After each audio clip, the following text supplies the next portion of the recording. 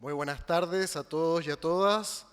Quisiera agradecer la invitación a compartir con ustedes esta reflexión sobre los derechos sociales y colectivos en materia constitucional, pensando más que nada en el contexto de lo que estamos viviendo. No es una reflexión en el aire, sino la posibilidad de pensar estos derechos plasmados en una constitución. Chile enfrenta un debate sobre estas materias y esa discusión nacional requiere también clarificar, bueno, de qué estamos hablando cuando pensamos en los derechos sociales. Es un tema central en cualquier debate constitucional. Tal vez, si uno pudiera decir cuál es el de los 5 o 6 temas nucleares, el que generan controversia, que genera tensión respecto a la elaboración de una nueva constitución, vamos a encontrar seguramente el tema de los derechos sociales y colectivos como un elemento que genera división, tensión, distintos puntos de vista. Yo quisiera solamente constatar que hoy día en la mañana, en la Universidad del Desarrollo, Cristian Larroulet, que ustedes recordarán que fue ministro de SECPRES en el gobierno de Sebastián Piñera, participó en un debate sobre estas materias, justamente para argumentar lo siguiente. Yo no lo alcancé a poner en la presentación, así que lo anoté, porque salió hoy en un tweet, en Twitter. Decía lo siguiente, Cristian Larroulet: mientras más derechos sociales en la Constitución, menor es el ingreso per cápita de un país. Esa es la afirmación con la cual queremos empezar esta conferencia. ¿Es así? Hay una relación entre un menor plasmación jurídica de los derechos sociales y un ingreso per cápita más bajo en un país. Vamos a explorar esa idea. Primero, vamos a iniciar esta reflexión distinguiendo entre poder constituyente y pacto constitucional. ¿De qué estamos hablando? Toda constitución busca generar lo que vamos a llamar un contrato básico social que permita la regeneración de instituciones, ¿no? Y en este caso, instituciones que están carcomidas en su naturaleza y en su orientación fundamental, por lo que demandan una reconstitución, ¿ya? Necesitamos una nueva constitución. ¿Por qué? Porque necesitamos reconstituir esas instituciones que están desgastadas por una serie de procesos de deslegitimación. Y esa deslegitimación es evidente de acuerdo a las estadísticas que nos presentan todas las encuestas. Hay una crítica al sistema político, económico, social, y por lo tanto una relegitimación significa reconstituir esas instituciones de alguna manera. Cualquier alternativa para construir esa nueva constitución, por lo tanto, debe apuntar a que sea el poder constituyente, radicado en el pueblo soberano, el que opere como orientador fundamental del funcionamiento del Estado. Es decir, no va a haber legitimación sin participación. ¿Por qué? Porque la participación es la que hace que las personas nos apropiemos de esas instituciones, las sintamos propias, las sintamos que responden a los intereses reales de los problemas que nos afectan. Hay algunos constitucionalistas que dicen, bueno, pues las constituciones son solamente reglas, son procedimientos, pero están vaciadas de teleologías, de metas, de fines. Es simplemente, la realidad nos muestra que tras toda norma jurídica siempre hay un conjunto de valoraciones. Y eso es lo que hace que es tan ambigua la idea de una constitución mínima, que no tenga derechos sociales. Hay muchos partidarios del Estado mínimo que también son partidarios de la Constitución mínima, porque es coherente, ¿no? Si tú tienes una propuesta de un Estado que obviamente no tenga funciones sociales, que no tenga la capacidad de garantizar derechos sociales, pues evidentemente vas a tener una Constitución muy básica, ¿ya? Que no va a tener en cuenta esos aspectos. Después vamos a ver el caso particular, por ejemplo, de Estados Unidos, porque nos va a decir, pero claro, si la Constitución de Estados Unidos, elaborada en el siglo XVIII, no consagra prácticamente derechos sociales, ¿cómo puede usted decir que Estados Unidos es un país que no logra garantizar esos derechos? Y vamos a entrar en ese debate porque Estados Unidos lo ha ido haciendo de otra manera, pero eso también significa un proceso constituyente, de otra forma, a partir de enmiendas constitucionales o de otros tipos de legislación que ha ido incorporando en distintos momentos de su historia la garantía de derechos también. Lo que sí es importante reconocer que sean ocultas, sean explícitas o no, poco importa, una constitución no es solo un instrumento legal en términos de simplemente sancionar reglas, procedimientos, es también un documento valorativo, ¿ya? Y por lo tanto valora ciertas cosas y otras no las valora. Y al respecto, esta semana también, no lo alcancé a poner en la presentación porque salió justamente esta semana, me pareció muy interesante una frase de la última sentencia del Tribunal Constitucional respecto a la reforma laboral, que dice lo siguiente, para que ustedes tomen en nota. El punto es el 12º de la sentencia del Tribunal Constitucional referida al derecho a huelga. Dice, 12º, que asimismo cabe tener presente que la actual Constitución tiene particularidades. No se trata de una Constitución totalmente neutra, ninguna lo es, y respecto a las materias objeto de examen, ciertamente no lo es. ¿Y cuáles eran las materias objeto de examen? Bueno, las materias de la reforma laboral. Efectivamente, el derecho a huelga efectiva y la sindicalización. Y en esas materias, obviamente, la Constitución no es neutra, dice el Tribunal Constitucional, tiene una valoración, una opción. ¿Y cuál es esa opción? Pues la que ellos refrendaron a la hora de declarar inconstitucional lo que la propuesta de reforma laboral planteaba respecto al reconocimiento de la titularidad sindical y el derecho a huelga efectivo, etcétera, etcétera. En eso, la Constitución, obviamente, hizo una valoración no neutral, políticamente fundada, en contra de estos principios, ¿ya? Si el Tribunal Constitucional chileno, por lo tanto, reconoce eso, estamos, por lo tanto, ante la idea misma de que toda Constitución no solamente es un conjunto de reglas del juego. Detrás de esas reglas del juego hay valoraciones, y detrás de las valoraciones hay valores, y detrás de los valores hay principios, ¿ya? Y esos principios son los que yo hago que pueda preferir algo por sobre otra cosa. Prefiero que se reconozca el derecho a huelga a que no se reconozca el derecho a huelga, que se reconozca la titularidad sindical en las negociaciones colectivas o no se reconozca esa titularidad sindical, etcétera, etcétera, etcétera. Por lo tanto, es imposible señalar que una Constitución es simplemente un conjunto de reglas vacías. Entonces, a la hora de legitimar la convivencia cívica, en la búsqueda de la misión y naturaleza de las instituciones, es necesario volver la mirada al texto fundamental que debería integrar a la sociedad, ¿ya? Las valoraciones que exprese la Constitución deberían reflejar las valoraciones de la sociedad o de la mayoría social. ¿De dónde surge esta idea? De que vivimos en una sociedad plural. Y si vivimos en una sociedad plural, por lo tanto podemos tener un conjunto de valoraciones. Pero la legitimación normativa de esas valoraciones pasa por otorgarle validez a partir de la participación del conjunto de afectados, ¿ya?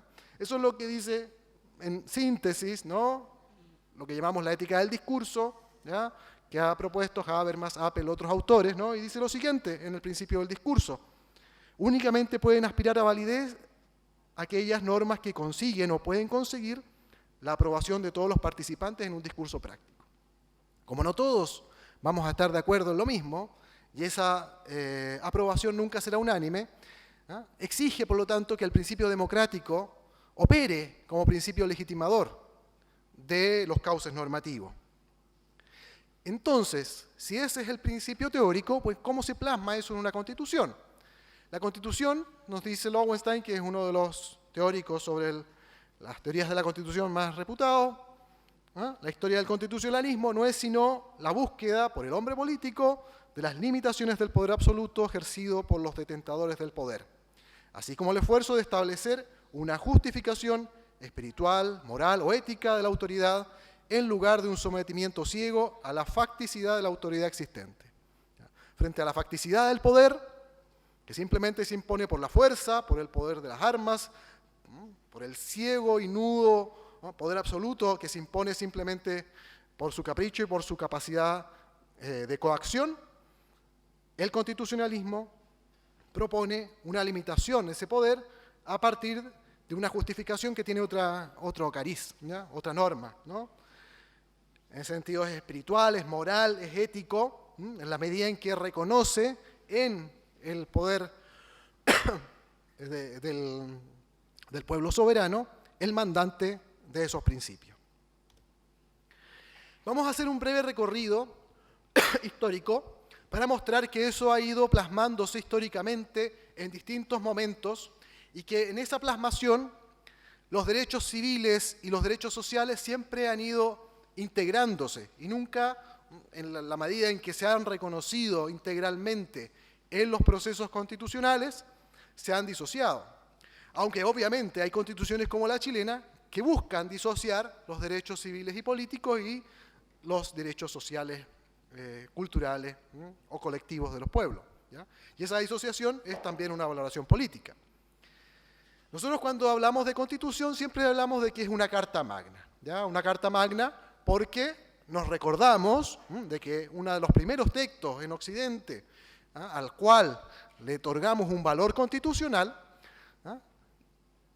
nace en el año 1215 a partir de una revuelta de nobles y plebeyos en el sistema feudal inglés. ¿Qué es lo que ocurre? En esa revuelta contra Juan Sin Tierra, que todos tal vez recordamos por las hazañas de Robin Hood, que viene a ser la novelización romántica de ese proceso, ¿qué es lo que ocurre? El rey busca en algún momento generar un poder absoluto que limite o le quite sus fueros y sus derechos a la nobleza, pero también al bajo pueblo. Y para eso concentrar ese poder absoluto en su persona. Frente a eso se levanta tanto la nobleza como también la burguesía incipiente y también el campesinado. Y hay una larga guerra civil que finalmente logran vencer los actores contrarios al rey y le imponen esta carta.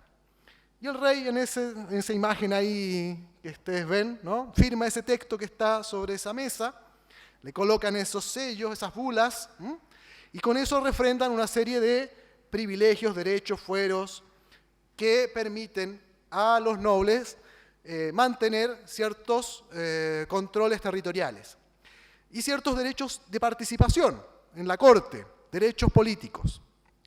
Eso es una parte.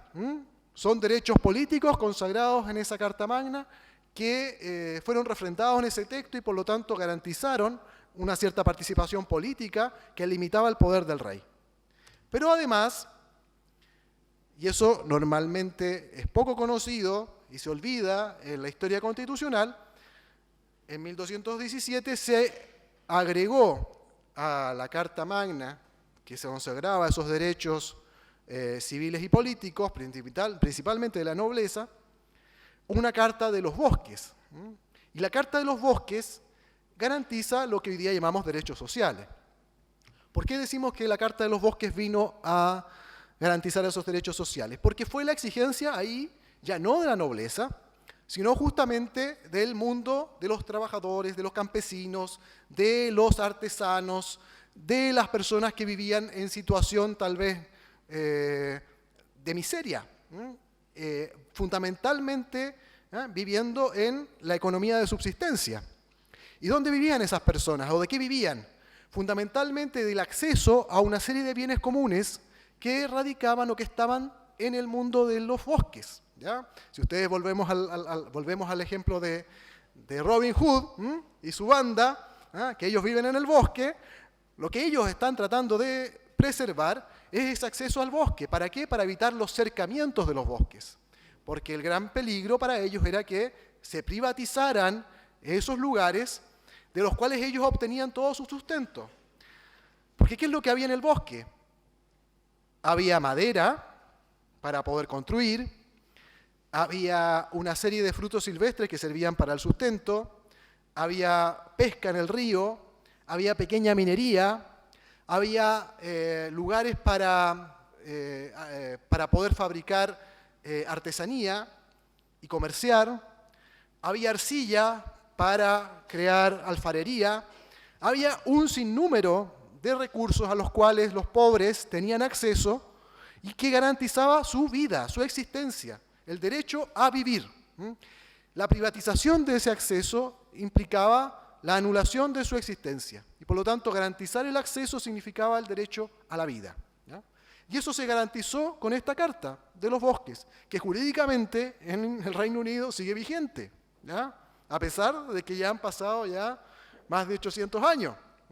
Sin embargo, jurídicamente, igual que la Carta Magna, tiene valor normativo, ya con todas las transformaciones obviamente de los siglos, pero como principio sigue valiendo para ciertos momentos. ¿Ya?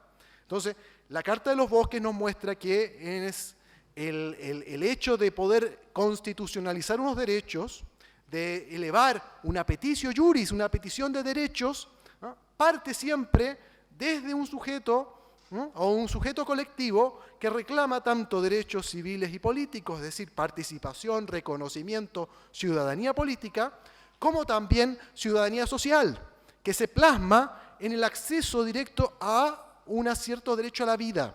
Y ese derecho a la vida debe plasmarse en garantías.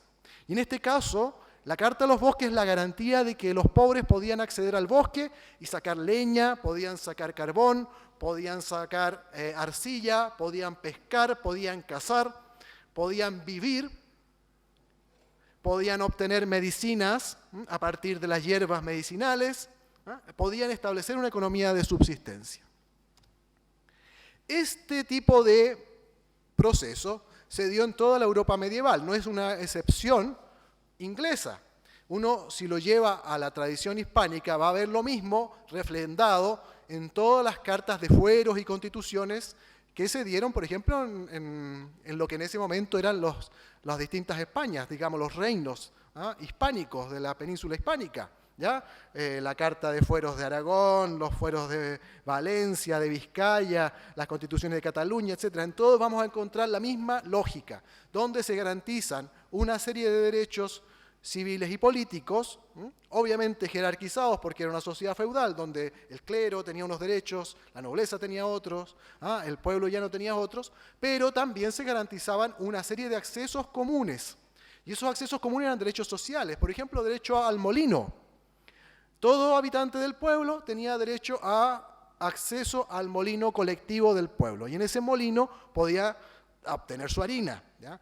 Acceso a determinado espacio, por ejemplo, a los montes comunales y en los montes comunales poder llevar su ganado. ¿Ya? Entonces, sin que existiera un sistema de tributos que permitiera establecer una salud pública o un sistema de educación pública o lo que hoy día consideramos un estado de bienestar, lo que ahí se garantizaba era un derecho a acceso a ciertos bienes en bruto, ¿ya? Ciertos bienes básicos sociales que garantizaban la existencia de las personas. Y eso se tradujo también en América, y especialmente, por ejemplo, en Chile, porque el mismo sistema foral se aplicó en el caso chileno, en el acceso en el sistema colonial a espacios comunes que permitían a los pueblos de nuestro Valle Central acceder a espacios comunes garantizados, ¿no? En Santiago mismo existía este sistema, ¿ya? No es algo lejano. En la colonia, estos sistemas forales permitían que se garantizara el acceso, por ejemplo, a las rocas del Cerro San Cristóbal. Si ustedes van al San Cristóbal van a ver una serie de canteras viejas abandonadas que en la época colonial sirvieron para construir casas. Y esas casas, que sacaban su piedra del cerro, estaban reguladas por un sistema de acceso al cual también tenían acceso los pobres para poder construir sus propias viviendas. Entonces, había una serie de garantías que estaban ahí consagradas en este sistema jurídico. Poco a poco existe en Europa y en distintos autores, ¿no?, una cierta tendencia a decir, miren, esto está muy bien, pero aquí las reglas del juego deben contentar, ¿no?, o deben contemplar al pueblo entero, ¿no? Savonarola, que es uno de los autores medievales más revolucionarios de su época, lo dice fundadamente, ¿no?, que la autoridad de distribuir los cargos y los honores residía en el pueblo entero, lo que anticipa varios siglos antes de la Revolución Francesa el principio de soberanía popular. Y eso empieza a poner en tela de juicio esta idea de que los derechos civiles solamente son y políticos son para una élite y los derechos sociales para los pobres, ¿no? Y empieza a integrarse estas dos ideas. En Maquiavelo también la misma idea, algunas citas que son ilustrativas, que nos sirve para plantear esta noción. En los discursos sobre la primera década de Tito Livio dice que en cuanto a la prudencia y la estabilidad, afirmo que un pueblo es más prudente, más estable y tiene mejor juicio que un príncipe. Y no sin razón se comporta la voz del pueblo y se compara la voz del pueblo a la de Dios, pues vemos que la opinión pública consigue maravillosos aciertos en sus pronósticos, hasta el punto de que parece tener una virtud oculta que le previene de su mal y de su bien. Y en cuanto a juzgar las cosas, muy pocas veces sucede que cuando el pueblo escucha a dos oradores que intentan persuadirlo de tesis contrarias y que son igualmente virtuosos, no escoja la mejor opinión y no llegue a comprender la verdad cuando la oye. Entonces hay una cierta intuición que empieza a surgir de que la soberanía popular expresa ciertas verdades y esas verdades prácticas, no teóricas, reflejan sus intereses más profundos. Tomás Moro, para poder plantear su idea del constitucionalismo en germen, se vale de un ejercicio fantasioso, ¿ya? Estamos celebrando este año los 500 años de la publicación en 1516 en Lovaina de Utopía, el texto de Tomás Moro, donde él configura no una constitución jurídica, sino una constitución novelada, ¿ya? Una historia, donde un señor, por los azares del destino, llega a una isla de Utopía, y en esa isla conoce una serie de relaciones sociales diferentes construidas por otra sociedad, y nos plantea la idea, por lo tanto, de que las sociedades se construyen, no son solamente afán del destino o del sino trágico de la historia, sino que hay una voluntad de los pueblos de constituirse de una determinada manera. Y ese es el mensaje que él entrega. Uno puede estar a favor o en contra de la sociedad que él modela en Utopía. A uno le podrá gustar o no la utopía de Tomás Moro, pero la idea fundamental que él nos da es que las sociedades, por lo tanto, tienen también la posibilidad de autogenerarse o autoconstituirse, autodiseñarse a medida que van generando condiciones para ello. Otro autor, por ejemplo, que nos plantea también esta noción desde América Latina y que creo que es muy importante tener en cuenta, Bartolomé de las Casas, ¿no? Y toda la tradición jurídica que él inicia, ¿no? La Escuela de Salamanca, con otros autores, donde él plantea la existencia de derechos anteriores a la colonización hispánica, ¿no? Y el reconocimiento de los antecedentes jurídicos de la población indígena, y sobre todo su derecho a acceso a lo mismo que los europeos tenían acceso en sus tierras, que era el acceso a estos recursos comunes como los ríos, las minas, la tierra, porque él argumenta, pues si en Castilla nosotros tenemos acceso a ello, porque los fueros nos los reconocen, también los indígenas lo tienen porque esto antecede a nuestra propia constitución como nuevo Estado o como participación de la corona española. Entonces, hay ahí un antecedente muy interesante sobre este proceso. Otro autor que creo relevante para dar contexto, Spinoza, un filósofo del siglo XVII, judío, que vive en Holanda, en que plantea también la idea de la existencia de derechos naturales inalienables que limitan el poder del príncipe,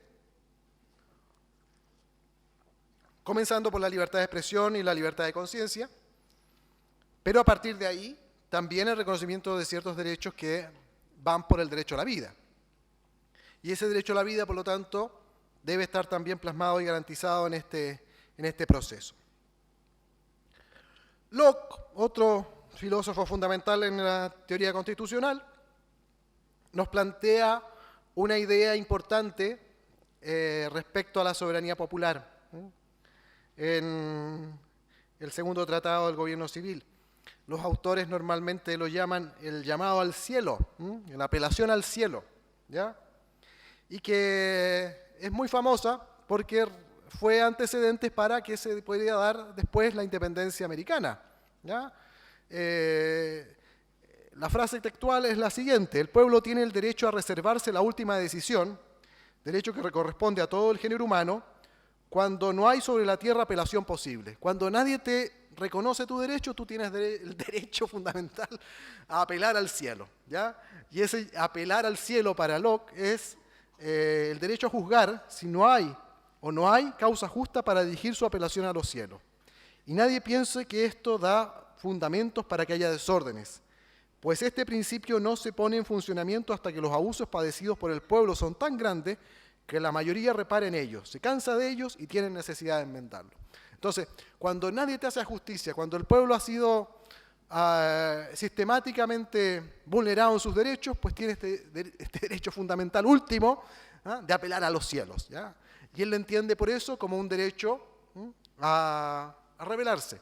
Y ese derecho a rebelión, fundamentalmente no violenta, es el derecho a erigirse como soberano de sí mismo, a autodeterminar su destino. En la plasmación ya como una idea viable y moderna de estas ideas fundamentales, las encontramos después en Rousseau y las ideas del contractualismo que a partir de la Ilustración se va a ir asentando. Pero fijémonos que en Rousseau, aún así, la idea de la representación sigue siendo fundamentalmente la del pueblo mismo. Es decir, la representación popular, la democracia como acto de representación, es subsidiaria a la idea de la participación directa de la ciudadanía, ¿ya? Por lo que dice él, los diputados del pueblo no son ni pueden ser pues representantes, son únicamente comisarios, ¿no? Llevan un compromiso de defender ciertas nociones y no pueden resolver nada definitivamente. Toda ley que el pueblo en persona no ratifica es nula, decía Rousseau. El pueblo inglés, dice, piensa que es libre y se engaña, solo lo es durante la elección de los miembros del Parlamento. Tan pronto como estos son elegidos, vuelve a ser esclavo, no es nada, ¿ya? Entonces la idea de que ojalá la democracia se ejerza directamente, como participación directa de la ciudadanía. Y esta idea, por lo tanto, empieza a plasmarse. ¿Cómo hacerlo? ¿Cómo empieza a reflejarse en los textos jurídicos, ¿no? El Abbé Sieyes, que es autor de un célebre tratado que se llama ¿Qué es el tercer estado?, distingue eso, ¿no? Y dice lo siguiente: el tercer estado, es decir, el pueblo llano, es el único capaz de encarnar a la nación, pero exige ser representado.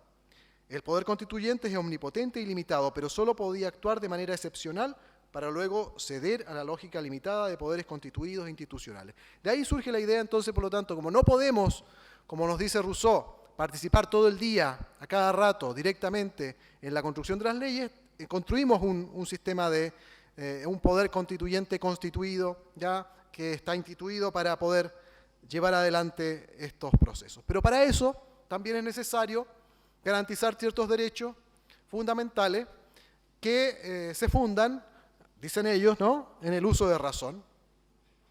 Ahí tenemos la imagen histórica, fundamental, ¿no?, de los derechos del hombre y del ciudadano, como fruto de la Revolución Francesa, y que consagra estos principios que en ese momento son objeto del acuerdo y del consenso de los actores de la Revolución. Sin embargo, no basta con que estos derechos estén ahí plasmados como para que todo el mundo los considere, obviamente, caídos del cielo, irrebatibles, y el punto final en la consecución de derechos. Recordemos que una mujer, que se llama Olympe de Gouges, que planteó, bueno, y si existen los derechos del hombre y del ciudadano, ¿por qué no existen los derechos de la mujer y la ciudadana? Entonces criticó directamente esta formulación de los derechos humanos, nacida de la Revolución Francesa, porque no era suficientemente amplia, y por lo tanto debía ensanchar su noción para poder reconocer también aquella parte de la humanidad que no estaba contemplada en esa carta inicial. Y por lo tanto los derechos se ampliaron, se ensancharon en el horizonte interpretativo del momento. A los pocos años, en Haití,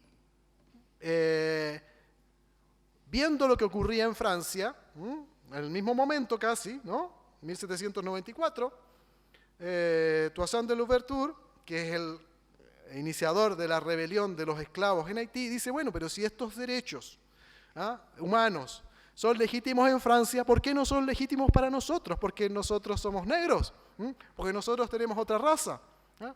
Y entonces simplemente apelaron a que esos derechos debían ser universalizados. Dice él en ese momento, pido que la Convención, no por un repentino movimiento de entusiasmo, sino siguiendo los principios de justicia, fiel a la Declaración de los Derechos Humanos del Hombre, decrete con efectos inmediatos que la esclavitud queda abolida en todo el territorio de la República. Santo Domingo forma parte de este territorio y sin embargo tenemos esclavos en Santo Domingo. Pido pues que todos los hombres sean libres sin distinción de color. Pues la respuesta todos la recordamos, ¿no? Francia no acepta, se produce una guerra civil, finalmente después de toda esa cruenta guerra Haití accede a la independencia, pero cargado de una deuda histórica que parece que terminó de pagar, ¿no? Hace pocos años, ¿no? Creo que hace 3 o 4 años se condonó la última cuota de la deuda que Haití había contraído en el 1794. Entonces, la noción de derechos humanos, por lo tanto, no es una noción que esté cerrada, ni consolidada, sino que se va ampliando en la medida que hay distintas demandas de derechos que se van reconociendo a medida que los actores que no se sientan reconocidos en una declaración anterior exigen que se plasme y se reconozca en el texto, ¿ya?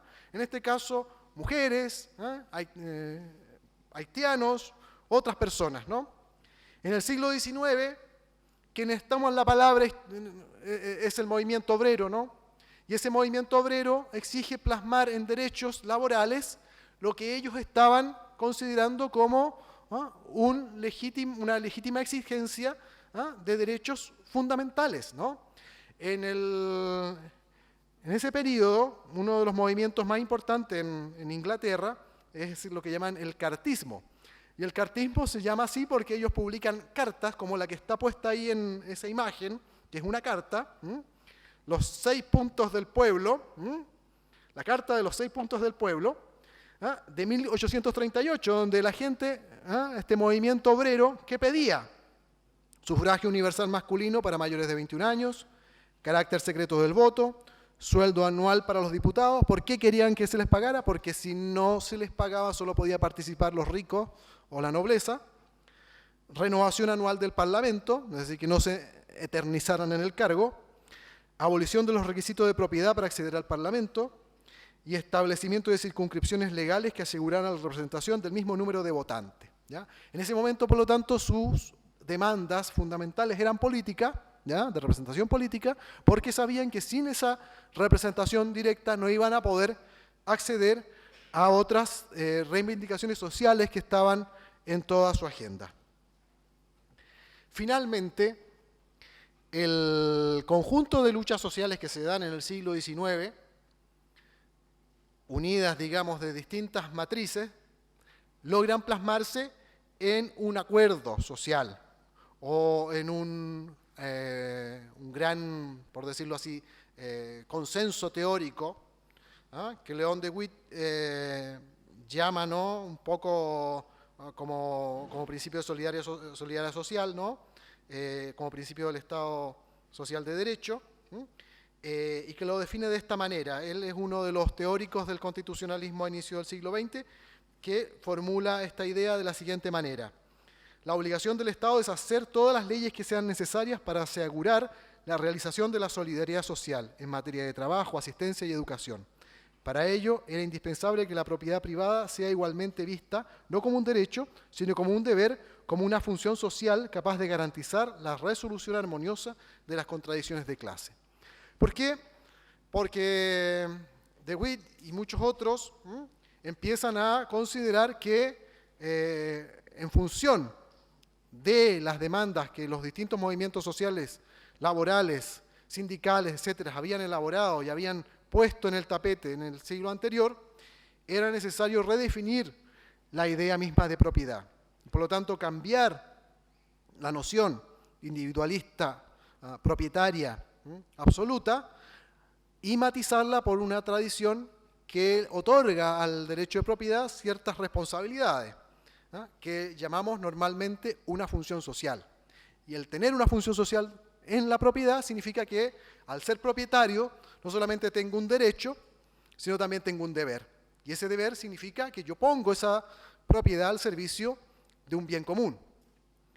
Esta noción, por lo tanto, empieza a cuajar ya a fines del siglo XIX en distintos textos constitucionales que empiezan a cambiar la noción de propiedad absoluta, y empiezan a otorgarle, por lo tanto, un matiz importante, que es este de la función social de la propiedad.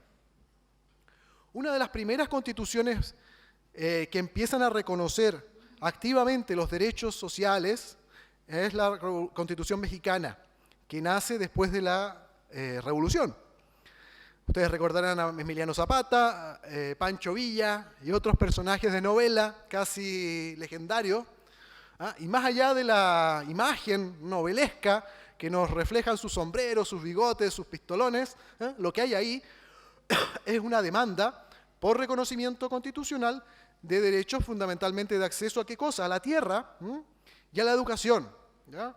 El artículo 3º de la Constitución mexicana de 1917, ¿no?, referente a la educación, que establece una educación laica, gratuita, democrática, nacional. El artículo 27, que garantiza que pertenecen a la nación las tierras, las aguas, los recursos naturales comprendidas dentro de los límites del territorio. Regula el manejo de las tierras y recursos de la nación.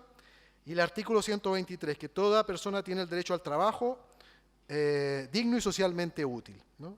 Cosas impensables en textos constitucionales anteriores. Por lo tanto, es una gran revolución que se plasma jurídicamente en estos textos al calor de esa lucha. Otro gran terremoto político y jurídico, la Constitución de la Unión Soviética, ¿ya? ¿Por qué? Porque también es otra revolución que empieza a garantizar derechos sociales que antes, digamos, ningún texto anterior podía garantizar, ¿ya? Ahí hay un texto, ¿no?, de una propuesta a la Asamblea Constituyente posterior a la Revolución de octubre de 1917, ¿ya?, que también tiene ese impacto.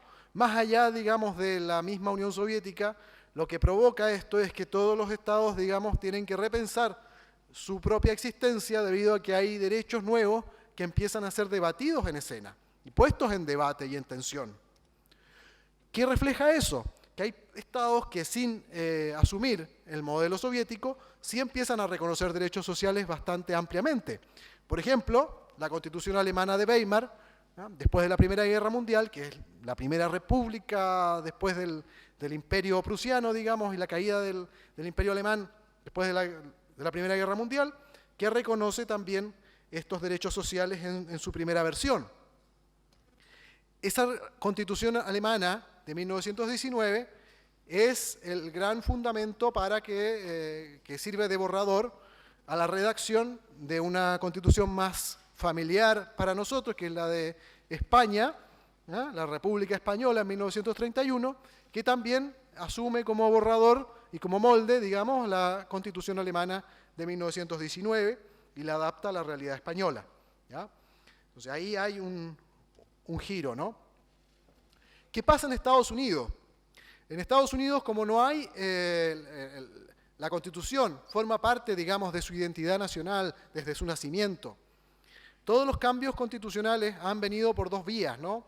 Por una parte, por enmiendas que han ido incorporando derechos que la Constitución original no contemplaba, ¿no? Que vienen a ser reformas constitucionales que incorporan, por ejemplo, fundamentalmente derechos civiles y políticos para la población negra, o derechos sociales, ¿ah? Por la vía de ciertas políticas que tienen rango constitucional.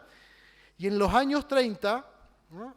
Franklin Delano Roosevelt, en el calor del New Deal, ¿ah? De la posibilidad de construir una política industrial que fortaleciera, que ayudara a salir de la crisis económica de 1929 al país, propone este tipo de políticas que se van plasmando, por ejemplo, en la National Industry Recovery Act, ya que es una ley del año 33, ¿ah? Que permite una serie de políticas públicas activas y también de garantías sociales que se van considerando derechos en la jurisdicción norteamericana, como el derecho al trabajo, a la salud, a la educación, etcétera, ¿no? Y que permitió que se invirtiera y que se generara un Estado distinto a partir de ese periodo. Después de la Segunda Guerra Mundial, los derechos sociales ya se empiezan a contemplar mucho más integralmente en las constituciones, fundamentalmente a partir del ejemplo de las constituciones antifascistas. En el caso de Italia, la Constitución de 1948 y la alemana de 1949. Son constituciones que nacen de un pacto político y social entre los actores que en oposición, ¿no?, a la memoria y a lo que significó el nazismo y el fascismo en sus países, garantizan a la población una serie de derechos fundamentales que se consagran en estas constituciones, que significan en concreto un pacto entre sectores liberales, demócratas cristianos, socialistas, y que logran reflejar en esos textos unas garantías de un Estado social de derecho ampliable progresivamente en su plasmación en el futuro. Entonces, la idea de que estados con altos ingresos no reconocen derechos sociales es falsa, ¿ya? Debido a que justamente son estos países los que han ido plasmándolo en sus constituciones justamente al calor de demandas sociales.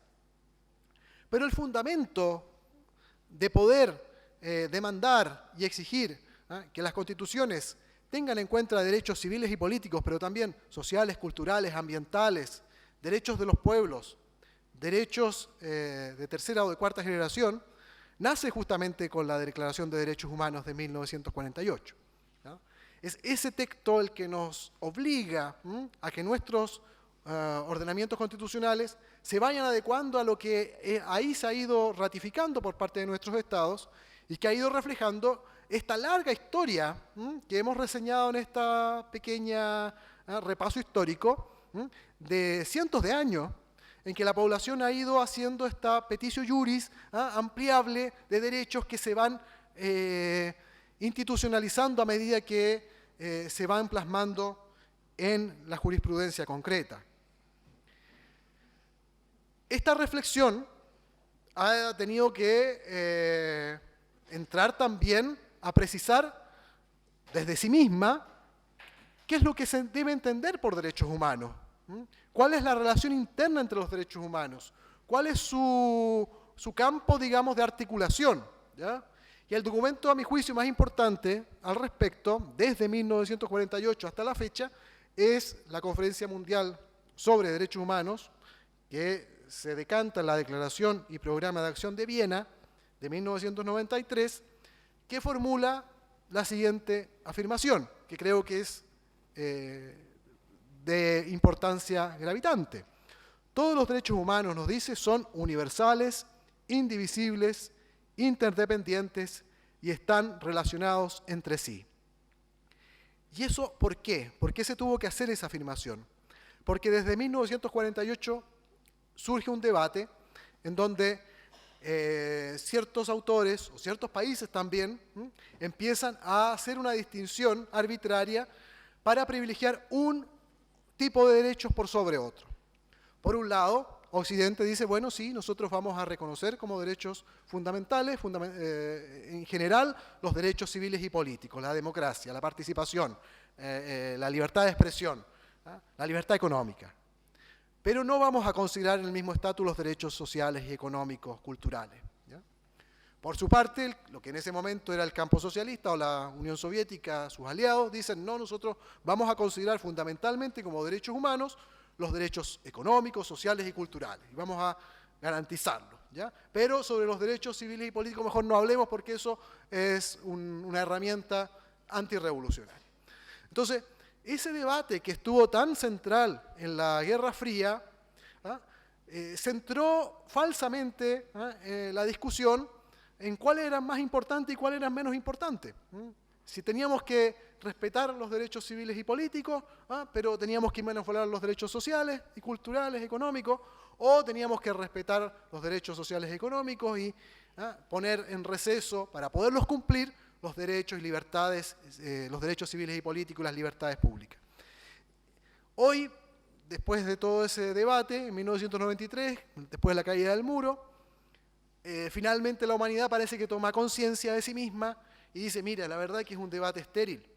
Lo que tenemos que hacer es reconocer que todos los derechos humanos, derechos civiles y políticos, derechos sociales, económicos, culturales, ambientales, derechos emergentes, son universales, indivisibles, interdependientes y están relacionados entre sí. No podemos decir que vamos a respetar el derecho a la educación sin respetar la libertad de expresión, o no vamos a subordinar el derecho a la salud al derecho a la participación política, porque están todos integrados, todos son necesarios para poder llegar a una vida digna.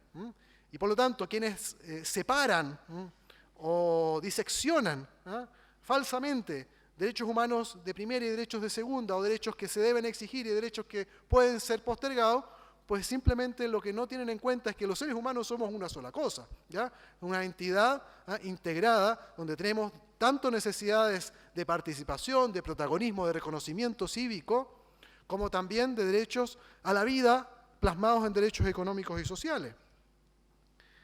Normalmente, todos sabemos que se hace esta distinción entre derechos civiles y políticos, económicos, sociales y culturales, o derechos de la solidaridad de los pueblos, derechos colectivos, pero crecientemente el Sistema de Naciones Unidas nos dice, los organismos internacionales, nos dice que esta distinción es fundamentalmente descriptiva, es pedagógica, nos ayuda a entendernos, pero no es una distinción que funde, digamos, una jerarquización.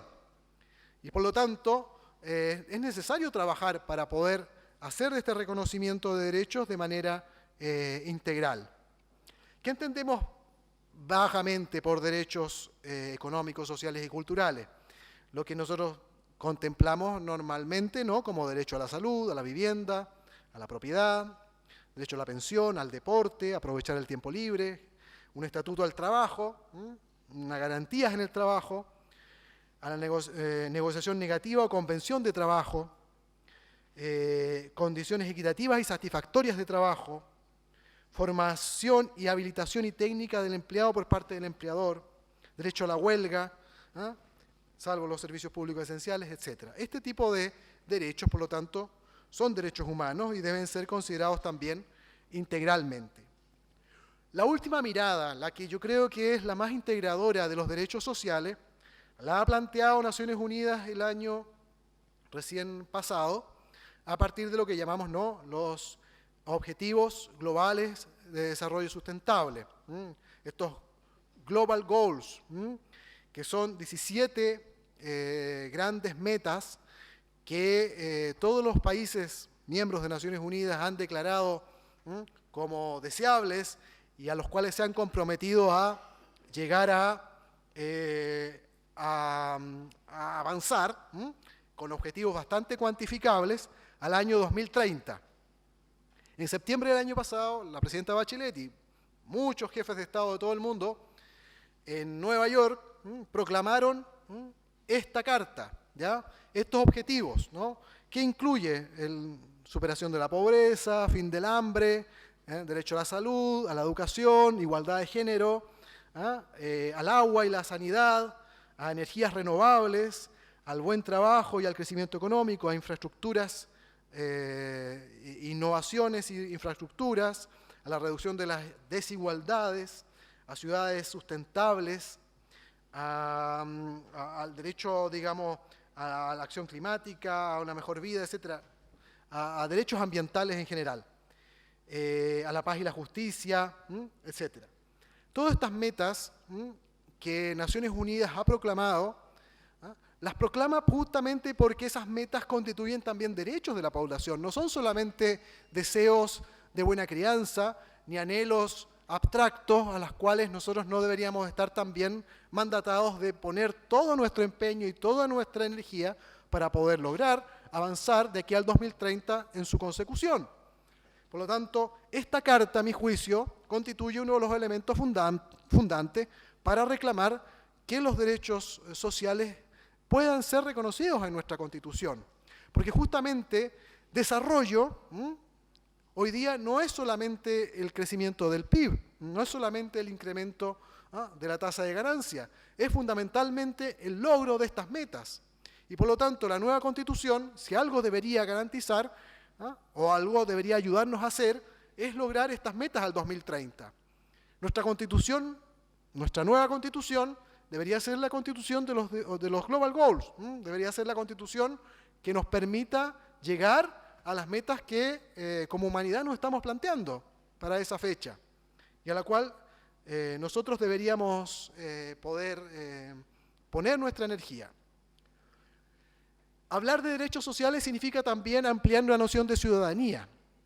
Nosotros normalmente entendemos disociadamente los derechos civiles y políticos de los derechos sociales porque consideramos que ciudadanía es solamente el acceso a derechos de participación, derechos y libertades individuales, derecho a la libertad de expresión, habeas corpus, protección frente al Estado, ¿ya? Los que llamamos derechos de primera generación. Pero, más allá de eso, distintos autores han ido teorizando sobre la ciudadanía para demostrar o plantear que la ciudadanía también implica muchas otras dimensiones, ¿ya?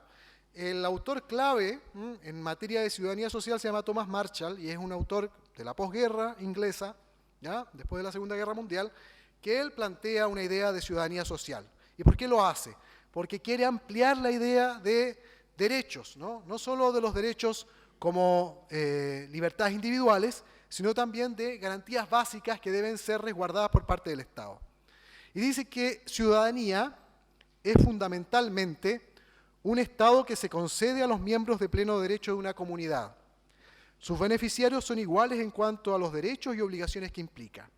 Está integrada por tres elementos que corresponden a tres clases de derechos, civiles, políticos y sociales, por lo que se puede hablar de ciudadanía civil, ciudadanía política y ciudadanía social. Y todos los derechos son derechos de ciudadanía y quedan ligados a la pertenencia a una comunidad, ¿ya? Marshall, por lo tanto, a partir de su noción de ciudadanía social, funda la idea de la legitimidad de un Estado social de derecho que se base justamente en la provisión de ciertas garantías básicas. Para eso es necesario, por lo tanto, que el Estado pueda conseguir los recursos adecuados para proveer esos servicios. Por lo tanto, no es que él radique simplemente los derechos al buen destino o a la idea de una providencia mágica que va a sacar esos dineros de alguna parte, sino que él, a partir de ahí, obliga, digamos, a fundar un Estado que busque un flujo financiero que permita dar cuenta de estas obligaciones, ¿ya? ¿Cómo se puede ver eso, ¿no? En la idea de Estado de bienestar o Estado social que permite financiar educación, salud, pensiones, un seguro básico de desempleo, etc., ¿no? Este Estado de bienestar tuvo, por lo tanto, su momento álgido, su momento de gloria en la historia de Occidente entre los años fines de los años 40, después de la Segunda Guerra Mundial, hasta a fines de los años 70. ¿Ya? En ese periodo el peso de los impuestos se multiplicó por 3 o 4 y hasta 5 en muchos de los países nórdicos, favoreciendo un impresionante crecimiento económico de casi un 5% anual. Es decir, la idea que hoy día la roulette nos planteaba en la mañana respecto a que garantizar derechos sociales va en contra del crecimiento, pues resulta falsa. ¿Ya? Hubo crecimiento y hubo también hubo una creación, digamos, de una serie de impuestos que permitieron financiar este tipo de servicios públicos, ¿no? Desde el plano filosófico, uno de los autores claves que empieza a ayudarnos a entender qué significan estos derechos sociales en la práctica, por qué se deben juridificar, por qué se deben plasmar en la legislación, ¿no? Es John Rawls, ¿no? En Teoría de la Justicia y después el liberalismo político en toda su obra, digamos, pero que yo quisiera llamar la atención, ¿no? En su idea de estos bienes básicos o bienes primarios, como él los describe, que vienen a ser bienes sociales deseables por cualquier individuo y necesarios para la estructura y ejecución de un plan de vida racional. ¿Ya? Rawls nos dice que cualquier plan de vida de las personas exige una garantía de ciertos bienes primarios que deben ser garantizados estructuralmente. Estos bienes son equivalentes a derechos y libertades públicas, por lo tanto son derechos civiles y políticos, por lo tanto son intangibles, son estos intangibles que llamamos libertades, pero también son medios materiales que permiten la satisfacción de las necesidades fundamentales, que se diferencian claramente de las preferencias subjetivas y los deseos o las apetencias, ¿no? Él no dice que sean derechos, digamos, el derecho que algunos se arrojan a cambiar el auto todos los años, o el derecho que yo tengo, no sé, a tener la casa más bonita o pintarla. No, él dice son los medios materiales fundamentales que permiten garantizar esas necesidades fundamentales. Y Rawls acentúa así la igualdad en el ámbito de la libertad básica, mientras remarca la acción pública estatal en vista de la justicia social. En síntesis, que en una sociedad la distribución de bienes sea justa significa que ninguna otra forma de distribución beneficiaría más al grupo menos favorecido de la sociedad, ¿no? Esa es su, en breve y en muy escueta síntesis, su idea, ¿no? Pero también nos remite a esta idea de que hay derechos sociales básicos que deben ser garantizados. ¿Por qué? Porque remiten a un plan de vida racional que todas las personas tenemos derecho a vivir, ¿no? Y que está en íntima relación con la idea de libertad, ¿ya? Otros autores que también nos hablan hoy día sobre derechos sociales, desde otra concepción, y que dan un giro, digamos, a la noción rawlsiana de derechos, ¿no? Amartya Sen y Martha Nussbaum, ¿no? En su enfoque de capacidades, nos hablan de que estos bienes primarios, gracias, sí, gracias, deben ser sobre todo capacidades, ¿ya? La capacidad de, entendida como condiciones de posibilidad para realizar estos planes de vida. ¿Por qué? Porque ellos quieren preservar fundamentalmente la autonomía de los sujetos, ¿ya? Y por lo tanto buscan superar esta lista de bienes básicos primarios rawlsiana que se puede definir, enfatizando más bien los procedimientos, los procesos, más que las metas, ¿ya? Que deben ser definidos por los sujetos mismos. Martha Nussbaum incluso enumera 10 capacidades centrales, pero en lo fundamental su propuesta seguía por el siguiente criterio. Dice, queremos un punto de vista respetuoso con la lucha de cada persona por lograr la prosperidad que trate a cada persona como un fin y como una fuente de acción de valor por derecho propio.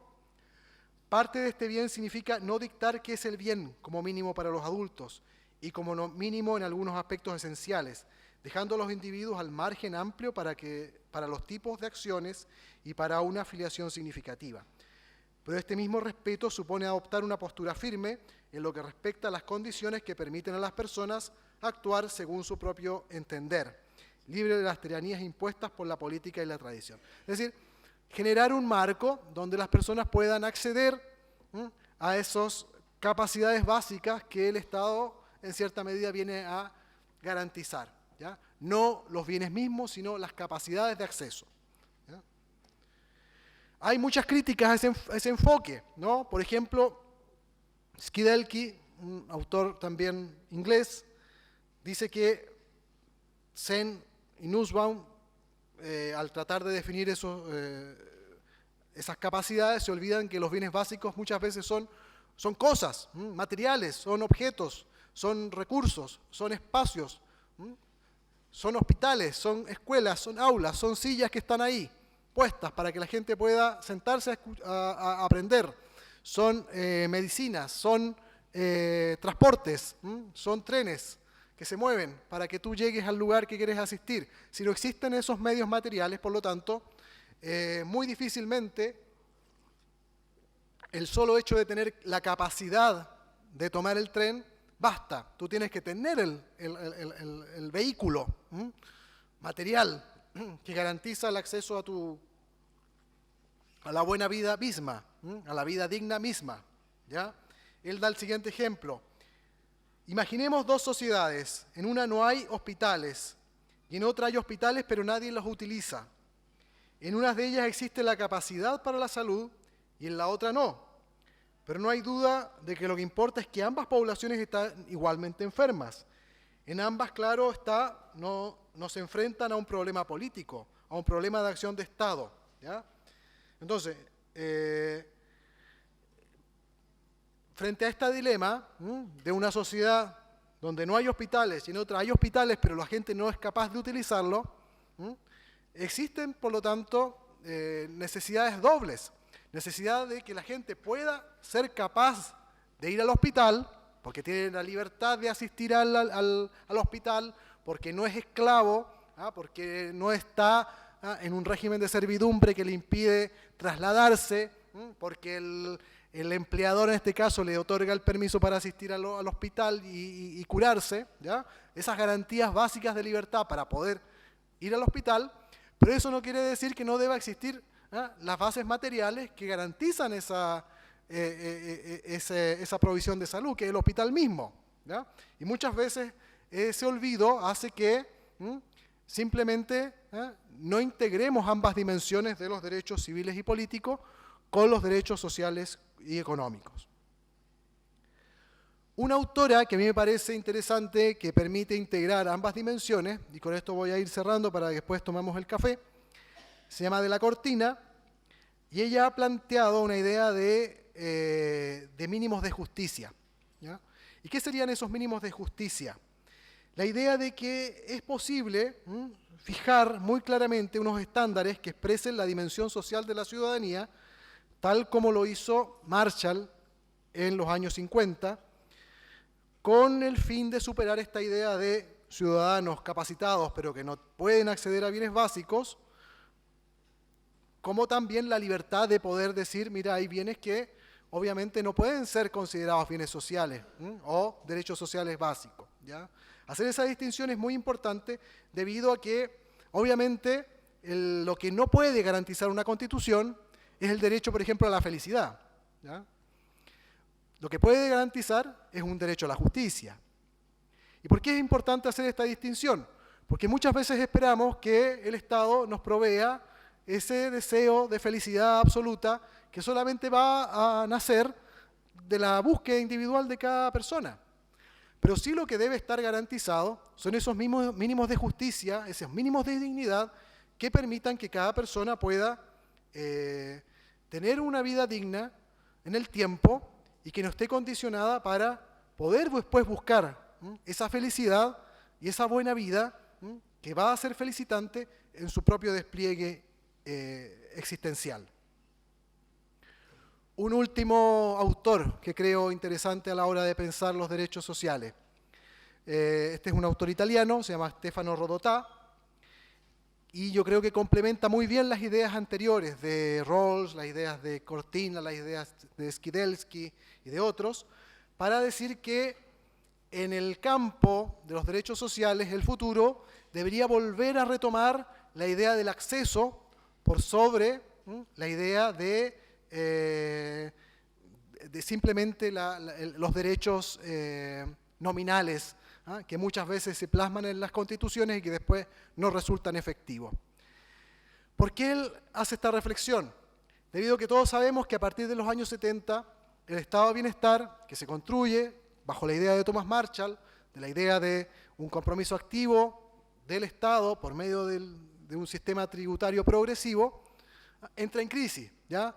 Eso justifica la implementación de políticas neoliberales, restrictivas del gasto público, liberalizadoras de muchas empresas, privatizadoras de empresas públicas, liberalizadoras del comercio, etc.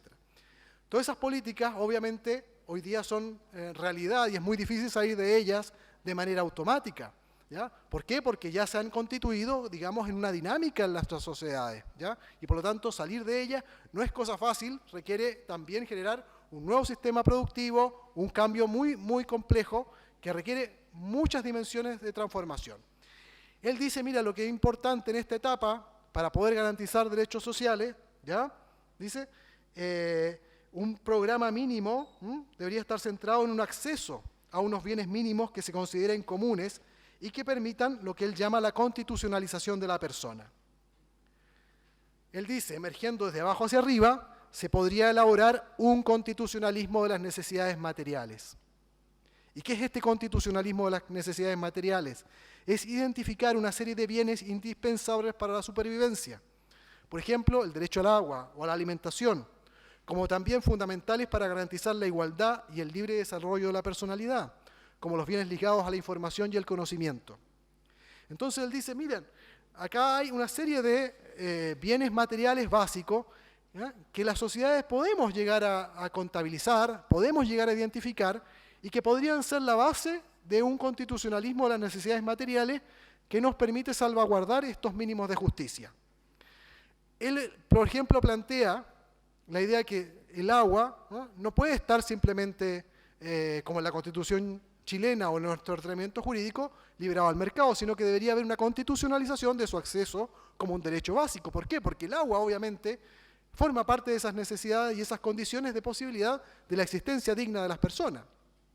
Pero hoy día hay elementos o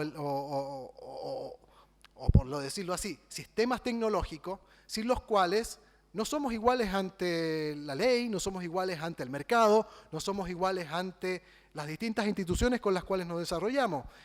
Entonces plantea, por ejemplo, el derecho a la Internet como un derecho social básico. ¿Por qué? Porque sin ese derecho, obviamente que muchas de las necesidades básicas de una persona en el siglo XXI no se van a poder ver satisfechas, ¿ya? La brecha digital se hace también, por lo tanto, dice él, una brecha social. Y esa brecha social refleja inequidad en el acceso a los bienes fundamentales para esas necesidades materiales que se deben garantizar. La Carta de Derechos Fundamentales de la Unión Europea, en la cual Rodotà fue el secretario de esa redacción, trata de reflejar esas nociones. Y por lo tanto, cuando nosotros tratamos hoy día, como país, de construir un constitucionalismo adecuado al debate del siglo XXI, lo que estamos haciendo es tratar, a lo mejor, de ponernos al día en ese tipo de discusiones, ¿no? Entonces, ese acceso a esos bienes primarios no solamente formal, sino un derecho real que se debe garantizar como un acceso a un bien público, ¿ya? Él dice, no es una llave que abre una puerta que solo entra en una habitación vacía, sino una herramienta inmediatamente utilizable por los interesados sin mediación. Y lo ejemplifica en la nueva legislación sobre protección de datos de la Unión Europea, que no se asienta sobre la base de protección individual posesiva de la esfera íntima y por lo tanto denegando el acceso de terceros a la propia esfera privada, sino sobre el derecho al acceso de todos los afectados a las informaciones que otros actores poseen en relación directa con ellos, ¿ya? Entonces da vuelta la noción de que yo soy dueño de mi información y por lo tanto que nadie entre en mi metro cuadrado, sino al contrario, la información está ahí, ¿no? Lo que yo tengo es el derecho a acceso a la información que me atañe a mí, en la que yo estoy, por lo tanto, involucrado, porque esa información existe y circula, ¿no? Y más que cercenarla, es garantizar el acceso. Entonces, él extrapola esta misma idea a distintos bienes materiales a los cuales él postula la existencia de un acceso directo y garantizado por parte de la ciudadanía. Más que un derecho nominal a la educación, Él lo que dice, los derechos sociales deberían ser la posibilidad de que tú accedas materialmente a una educación de calidad, ¿ya? Que está ahí, ¿ah? No solamente como una llave que abre una puerta, sino el aula misma, la sala, la silla donde tú vas a estar sentado. Ese tipo de garantía es la que él trata de sentar, ¿no? Pero para eso, dice él, hay que volver a pensar la noción de propiedad, porque obviamente bajo una lógica individual posesiva, eso es difícil de plasmar, ¿ya? Él dice lo que hay que romper es la idea de lo público y lo privado para entrar a la esfera de lo común. Y lo común no es solamente lo estatal, sino es también lo que se construye asociativamente, ¿ya? Con múltiples actores, ¿no? Entonces, ese es su punto de vista. Yo no quiero entrar más en eso porque podríamos dejarlo y yo los veo un poco cansados ya con la exposición. Simplemente para redondear. La Roulé hoy día sostenía en su exposición de la mañana en la Universidad del Desarrollo que los países con más derechos sociales garantizados en la Constitución tienen un ingreso per cápita más bajo. Yo lo que veo es todo lo contrario. En los países donde hay mayor crecimiento, donde hay mayor florecimiento no solamente del PIB, sino también de otras dimensiones de libertad, de cultura, de crecimiento social, asociativo, se garantizan también los derechos sociales y por lo tanto no es posible hacer esa dicotomía histórica que ha separado derechos civiles y políticos por un lado con los derechos económicos, sociales y culturales por otro. Lo que nosotros necesitamos es una constitución que reconozca la integración, ¿ah? La necesidad de integrar, interpenetrar todos estos derechos. El trasfondo de lo que nos plantea Naciones Unidas a partir del llamado a los Objetivos de Desarrollo Sostenible al 2030 nos plantea justamente eso. Esa debería ser la agenda, por lo tanto, que defina los marcos de nuestra nueva Constitución. Una Constitución donde esos objetivos se plasmen no solamente nominalmente, sino como nos dice Rodotà, como un derecho real, accesible, donde se plasme evidentemente en su materialidad de los derechos, en la vida cotidiana de los derechos, en la posibilidad de hacerlos exigibles y justiciables en el día a día de la vida cotidiana. Muchas gracias.